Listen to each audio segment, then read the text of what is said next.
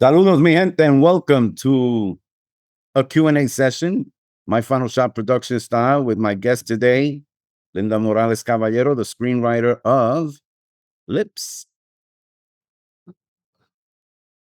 Saludo. ¿Cómo estás? How are you? Very good. I'm great. Thank you. Great Well, to see you. likewise, Great to likewise. see your public. I mean, well, your public can see us. Yeah. You knew, right, that a couple of years later I was going to be trying to get into this. But it's always good to reinvent yourself and, try new things. You can't stay, doing the same thing the same way because, Oh, obviously. congratulations, because you bring, people who are behind the scenes closer to your public. And I think this is gain. It's very good. Thank you. Thank you. So without further ado, Linda Morales is basically known more for her poetry than for her screenwriting. However, she approached me at, I believe it was one of the film festivals. I believe that was the Puerto Rican Heritage Film Festival. Most likely. Yeah. So, why did you want Lips to be a film? Well, I think I won many of the short stories from my book, El libro de los enigmas, or the book of enigmas, to become films. Because after I wrote it, I realized how close they were to theater and to cinema. And so the reason why I approached you, which is interesting, is because you had shown a film that I'm sure you remember the name better than I do.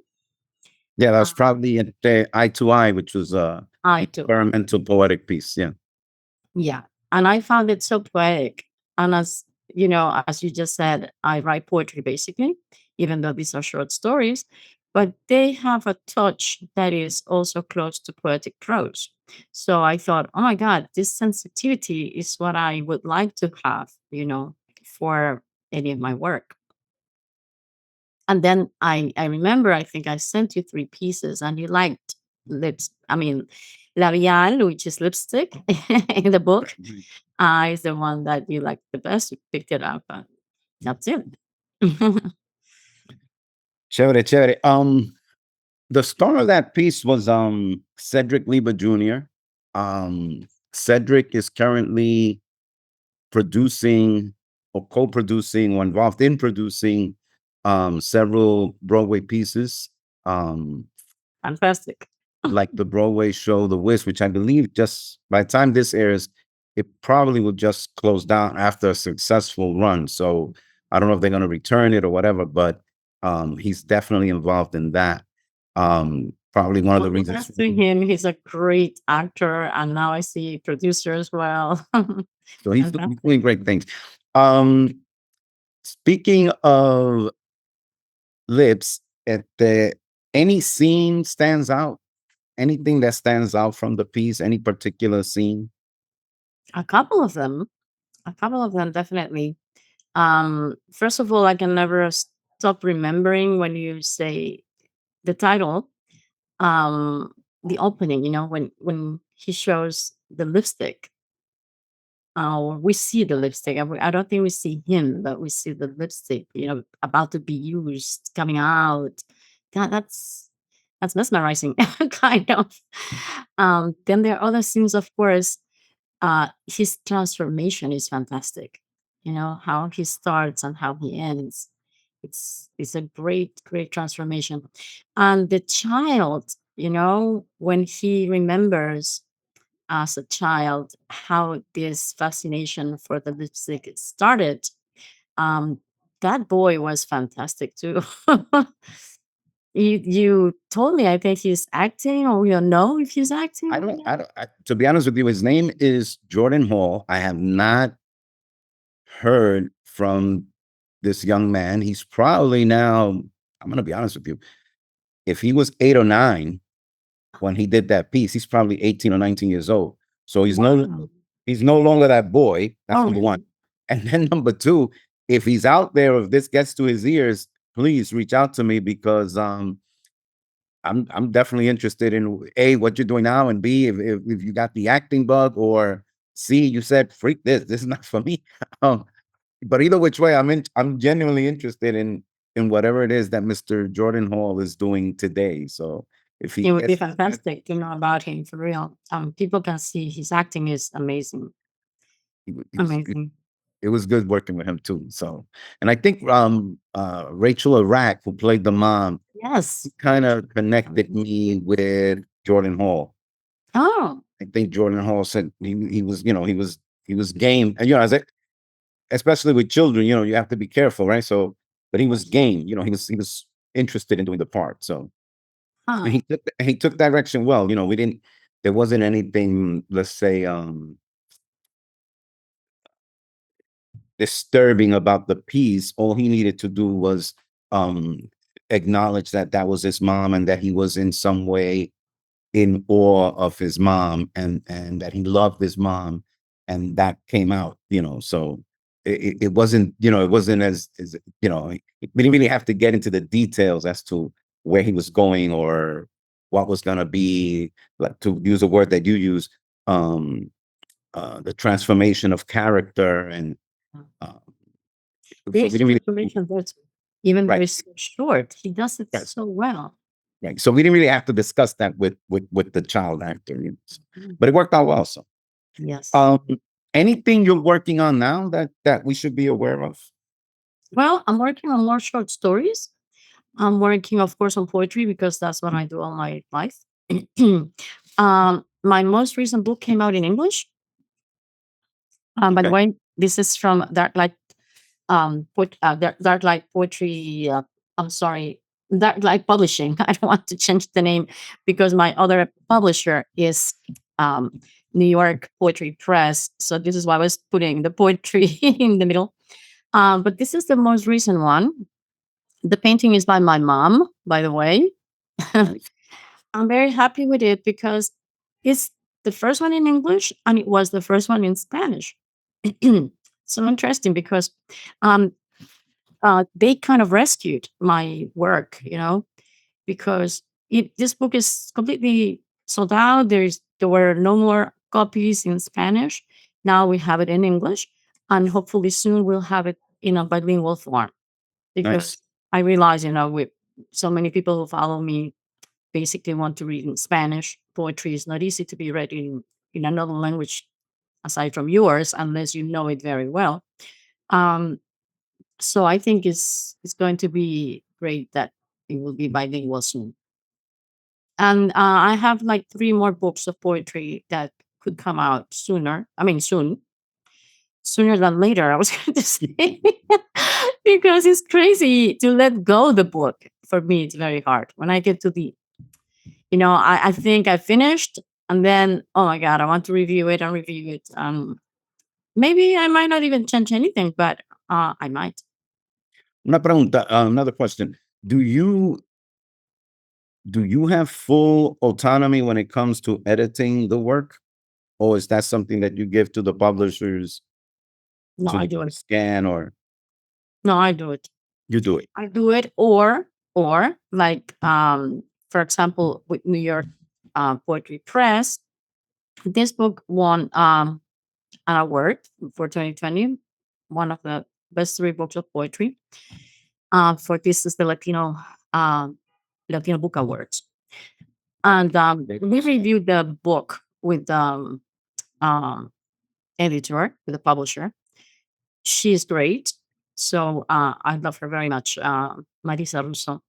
And we worked together. I never give my work to anybody else. So what we did is we read the whole book together and we cried together while we were reading it. It was such an interesting experience. So of course there are moments when the editor can suggest, oh, why don't you make this verse shorter, like bring it down, or maybe would you like to think of another adjective or things like that. But then I have to be the one deciding everything, 100%. I have Got to it. be the one deciding. Mhm. You were talking about translating. Do you? And I know that you write in Spanish, right? Do you Yes. feel the work Does it lose something in the English language? Does it lose something in another language? Or the work is powerful enough that the general tone and feel of what you're trying to say is there? Or does it lose something? Yeah, it's an interesting question. Basically, okay, I have to say something here before I explain more. Poemas Vivos, which is, you won't find it. I'm looking for a publisher, by the way. Okay. It could be one of the people that published me already. Why not? Of course. But it could be somebody else as well. I'm not sure yet. Um, Poemas Vivos, which cover is by Leonid Purigin, by the way. He's, he was a Russian artist. Um, I don't know why. Well, maybe because of this. This book started in both languages. It really started in English. Then I started switching into Spanish while I was writing it. And then I was kind of like sometimes in English, sometimes in Spanish. And then I said, no, wait, I'm going to have to publish it in one language and let's just then translate everything from English into Spanish. This is my classic, really. Most people know this book and they know even some of the poems, they request them and everything. So I think it was such a successful way of approaching the work, you know, like to start with one language and then translating it into my own native language. I think it enriched it because somehow when you translate, you're able to see things that you don't see in your native language. So I think if you are the author and you are the one who is translating at the same time, you can enrich your work by looking at it from two different perspectives in two different languages. And I think Poemas Vivos is proof of that. Now, of course, some of the poems have been translated by this great translator, a friend of mine, Marco Libertich. He also translated Lips, Yes, he did. if you remember. We even had a conference that we Yes, had the three of us together, right? that's true. At CUNY. Yes, it was such a success. It was early in the morning, and I was like, oh my God, nobody's going to show up at this time. And it was full house. Yeah, yeah, it was nice. Amazing. So that was a good experience. It was great. We spoke, and in that particular, um, if you want to call it a class, because it wasn't in CUNY, in that particular class, when we were Conference. discussing, Yeah. right, the Mhm. class conference, what we were discussing basically is a language, the magic of language, right? How The one is translation. written, how one writes something on paper, then transfer it over to the person who's doing the translation, right? And then by the time it gets to me, who I have another medium, right, which is the film medium, you know, still trying to be true to the original experience when you put the pen to the paper. Um, and I think what we were discussing also is there something that is lost in those three different mediums, from the paper to the translation, and then giving it up to another medium, whether it's TV, film, or whatever, and even stage, right? Sometimes, the way Yes. you wrote it on paper is, oh my God, this was excellent, and then all of a sudden you go on stage and it didn't translate well. But most of the time, if the wording, I've always found this: if the script is good, 9 out of 10 times, what you're going to see on that stage is going to be pretty powerful too, based on the performance that you got. Thank you. I mean, what you were able to do with Lips and what we were able to do with Lips was great. People may not know that it also got some recognitions, and that's very rewarding, of course. Mhm. Now that you said it could go to theater as well, of course, I didn't want to forget to remember Enigmas. This is David Asaro from Bramante Teatro. He's the director, and five actors, great of them, great. Five of them. I am so afraid to forget one name, so I want to say Bramante Teatro, and they are right there, all Right. Spanish, aside from this lady here who is from Peru and Okay. but lives in Spain. They did this play called Enigmas based on five of my stories, and it showed in Madrid. Then it continued with the Peruvian actress Cecilia Botera. I'm mentioning her because she continued also as a solo, as a with her monologue in Madrid as well in Lavapiés. So and they did a lot of coverage for it. It was great. Good. Good. So yeah, it's been in theater. It's been, I mean, some of my different works, of course, of mine, theater, short film, and of course, I do readings or dramatized readings. Is that how you call them? Hmm. Yeah. Dramatized Downside. readings. Yeah, well, that's what I basically do when I read them. But it's amazing. It's really fantastic to see it going into theater, into film. I'm very happy with the work, and I'm very happy with his work too, with David Lazaro's work. You Mhm. showed And right. there's You showed a the- couple of right. You showed a couple of books and where your poetry can be found. Um, where are those books currently available? Amazon. And Okay. what happens is that some of them, like Poemas Vivos, is not available right now. Okay. This is why I said I need to publish it. It's ready to be published because it, it's a book that that's why it's sold out because it was liked by the public. So now I need to.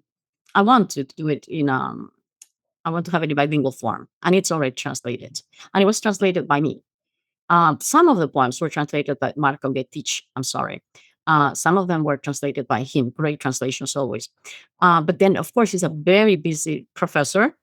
Um, and I cannot ask for the whole book to be translated by him at this point, even though Right. he Right. likes the poem very much. But I think it has worked. As a matter of fact, one thing that I have not mentioned is that I have translated other poets myself. I dare to, into Spanish, basically. One of them is Neil Hall. He's Irish. He's from Ireland, and he's published at New York Poetry Review. He was telling me, I didn't know this, that he has over 8,000 views. I'm like, what? It's great. I'm so happy that the translations work so well that people have looked for him. They must have told each other, look at this guy, see his work in both languages. And I had to double check it because I thought maybe it's wrong, maybe it's 800. No, over 8,000. So I think I can continue doing this. Now that you were giving him a shout out, this Irish poet. I There are a usually couple more. yeah. I usually like to give uh on this platform uh an opportunity where you can shout out somebody that whether whether it's a poet or whether it's a singer, whether it's an actor, but someone that we really don't know or they're not that Oh, famous, or someone that the public really needs to research or Google to find yes. his or her work. Anyone like I, that comes to mind?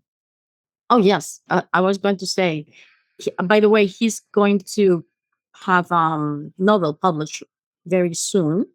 Okay, So they should look for him and see when his book is coming out. Also, I translated Nina Kosman. It was my pleasure to translate her. She's a great writer, great poet. She's a painter. Uh, she's so talented. She is Russian Ukrainian. So, what's going on there it has touched her very deeply. She's a great human being too. So I'm very glad that I have translated her into Spanish, and she has translated one of my enigmas, my short stories, into Russian. And you can excellent, find it online as well. And then there is Neil Hall. He is an African American doctor who's also a poet. He's going to be reading at Stratford upon Avon at the Shakespeare's Festival very soon. Yeah. And his whole book was also a translation that I had pleasure to collaborate with. Then I dared to translate Mr. Roberto Cardona Resendis. He is the one who does the Festival of Zamora in Mexico. He wanted me to translate him into English, and I told him I'm not a translator into English, but he trusted, as he said, my sensitivity, and that's what he wanted above all. So I have dared to do it, and apparently it went well. So thank you so much for trusting me. And I don't know if I'm forgetting someone, but so far, they are the ones that I have worked with, and with a lot of pleasure because they're very good writers. Excellent, excellent. I just want to shout out a group of gentlemen that have teamed up together. One of them is mostly known for his editing. Leo Curbelo also is writing. The other two are actors, turn writers, turn directors, turn cinematographers. They have to do it all in order to make it in this business or continue making it in this business. Leo Curbelo, Anthony Ruiz, Ed Truco, they've decided to put a company together called Creative Squadron, where they film certain pieces and then try to pitch it to investors so that those pitches can become, films that they're Hmm. actually involved in. So that's another way of trying to get eyes to your product. Sometimes you have to do what you have to do, and sometimes it's just, creating those teasers so that people get interested and maybe invest in your product. So a big shout out to the three amigos, Urbello, Ruiz, and Truco, the Creative Squadron group. Um, Follow them too, yeah, yeah, then. yeah. Una preguntita aquí. What is your favorite uh film? Well, I have two films that have, I mean, there are many favorite films, okay? I Sure. love neorealism, Italian neorealism, for example. And I used to follow Vicino Visconti a lot, De Sica, Fellini. So, I mean, there are many, many choices. But I'm going to mention two films that have stuck to my family for generations already, I think, which are The Sound of Music and Mary Poppins. The reason why I think of these films is because they give you a lot of family values, warmth. You know, it's for children basically what people think, right? And I think they are very good for the the public in general, and they have this like magical beauty to me, reminds me of my family, so that's why. And then as I said, it's continued to be shown now in different medias, of course. Mhm. um but it's, I think, a very good memory to think of them. Um, the greatest piece of advice that anyone has ever given you, or words that you live by. um well, don't do unto others what you don't want to be done unto you. Yeah. That's one of them. I think there's a lot there. And best piece of advice, I'm sure there is a lot, also very hard to choose from. But I feel very touched when I see a problem that I may have reflected upon another person. Suddenly somebody comes and tells me a problem, and I see, oh my God, it's the same problem I have. And then I'm so much more able to help the other person than to help myself because I see it from outside. Right. So I think that's something that, even if it was not intended as advice, uh, the fact that the person reached out to me, trusting my judgment or trusting, that I would care, that itself made me uh, think of solutions for my own problem and for the other person's problem. Mhm. So somehow that works very well.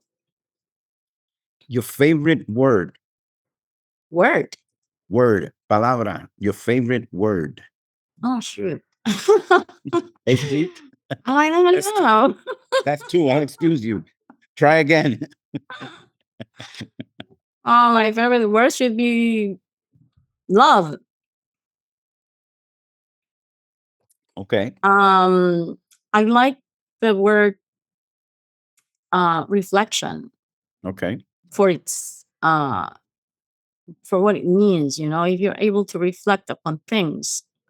And that's what enigmas do a lot. They invite you to reflect upon situations, people, attitudes, behaviors from different perspectives so that you're able to understand better, not only others, but yourself as well, and even your own prejudices. So to reflect is another one that I can choose.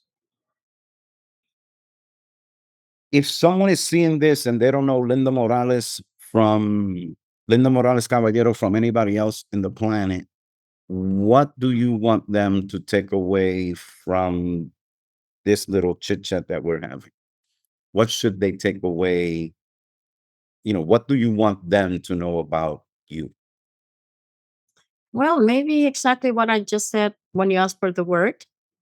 If they can try to learn to reflect upon things, not to judge, um, in general, I'm talking about, for example, different nationalities. Now that we have so many wars in the world, to me, it's just beyond horrible. So if we are able to see each other and understand that we are much more similar than different, Mhm. I think that could help us be better, or at least make a better world. I, as a teacher, I always try to make people reflect as well, and be able to see each other as real people. So not with prejudgments, not with preconceptions, and that enriched everyone. So yeah, I think that's what I would like them to, if possible, to take from my work, read possible from this chit chat. Another question. What would you what would you tell a young person or anybody who's just trying to get into poetry or writing? And sometimes this could be a daunting task, right? Like we Mm, start questioning whether or not what I have to say is important. And sometimes we don't, I think that's the problem. I think sometimes we don't give ourselves an opportunity to, we don't give ourselves a fair opportunity to go after our own dreams sometimes. mm. What would you tell somebody who's just having difficulty, getting started, whether that be in screenwriting, whether that be in poetry, whether that writing that play, you know, w- what piece of advice can you tell them? Well, obviously, education is very important, because you need to develop critical thinking. I see that one of the big problems that we have nowadays is that people don't know how to judge. You know, there is a lot of work out there that is very poor, unfortunately. I'm talking about music included. But if they learn to judge, they would learn to appreciate. I think human beings have all the capacity to appreciate real art, and because they're moved by it, they feel it. It moves them. So there is no way that somebody who's given good quality won't recognize it, won't feel it in their bones. So they need to be able to judge correctly, and for that you need education. You need to read. I'm not saying you need formal education necessarily. You can even do it on your own. You can go to the libraries, they're for free. You can read the classics, find out who the classics are, and read them. And then you will be able to judge who you like best or who you like less, but you will be nourished. And then when you want to express yourself, you must be, you must use your own voice. You must be authentic. I think that is extremely important. You are not, forget about copying anyone, because that would be the worst thing you can do. Mhm. Just be yourself, be yourself, and feel what you're going to translate into words. That's what my advice would be that, be honest to yourself, be truthful to your feelings, and express them in your own voice, and continue nourishing yourself, No, continue that reading would. for the rest of your life. I think those are words to live by. I mean, I think some of us don't read a lot. We should read more. Um, Yeah, we should all read more. yeah. I include Whether myself. and let me tell you, you hit the nail on the head. You don't. It doesn't have to be you know, Formal education. formal education as we know it. Pick up the paper, man. Just read it. Start reading. Learn words. Put that paragraph together. Nowadays, What was the author nowadays trying to it's so say? easy. You Yeah. Google the words you don't know. In the past, we used to have to take the book and start looking for the word in the dictionary. Yeah. Yeah. Nowadays, it's so simple, and there are so many free apps that you can download that contains lots of books. And especially classics, because unfortunately, as I said, there is a lot of work that is really not worth reading. But the classics, they have stand out throughout the years because they are great work. It's not a coincidence. It's not that, oh, we want to name them classics. No, they are standard. They have standard for the past years because they are true to human nature, to our own feelings, to our history, to our DNA. They're linked to us somehow and they move us. And that's what you need to look for. Classics. I mean, look for a list of classics from Europe Now that now that you say that, and you said it like for the second time. or Latin America. We had the Latin American boom, please. Yeah, yeah. 20th century. Which book you say it's required reading? It's essential reading. Everyone should read this book. Since you mentioned classics and so, which is one Mention maybe. this is required. This is I think everybody should read this book just to get a sense of what I'm talking about. I think I would mention writers more than books Okay. so that they can look for the writers and see what they engage them. From classics, for example, many of the Europeans, like Flaubert, the French, um, Balzac. I want to mention just two or three out of each group. From the, I mean, in English, for example, I would read definitely Oscar Wilde. He's Irish. Um, and the American Edgar Allan Poe. Mhm. If you want to read Shakespeare, you can, but I like to see him more in theater because that's what he's meant for. Even though he has very good poetry as well, but I'm not saying you should start by that. Oh, from the French, Proust, Marcel Proust. He's my God, his sensitivity is amazing. Then from the Russians, gosh, don't forget Dostoevsky. That he's one of my favorites. Many people like very much Tolstoy, of course. And well, there are many names. I'm from the Latin Americans. You should read and know Gabriel Garcia Marquez, Nobel Prize winner. Um, this is novel I'm talking about. My compatriot, Vargas Llosa, Mario Vargas Llosa, who's also a Nobel Prize winner. Um, then this Guatemalan writer, my God, he's fantastic. He wrote El Señor Presidente, Miguel Ángel Asturias. Yeah, so there's, I mean, you start with these guys and you'll continue all the way. Borges, Cortázar from Argentina. You gave us homework, Oh, I'm which is glad. good. Which is good. I'm glad. I don't want to close the this conversation without you sharing your poetry, number one, and number two. Um, since I'm going to ask you to share your poetry, I also want that poetry to be the best, not the best, but which one is and to use one of your words, which one is the best reflection of who you are?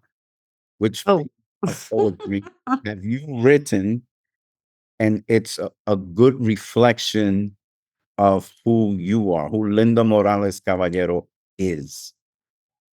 Wow. It's like, okay, it's so interesting because there is one poem that I didn't know it was published in English not too long ago. I don't even know how it got there. It's not only one, it's like five of them.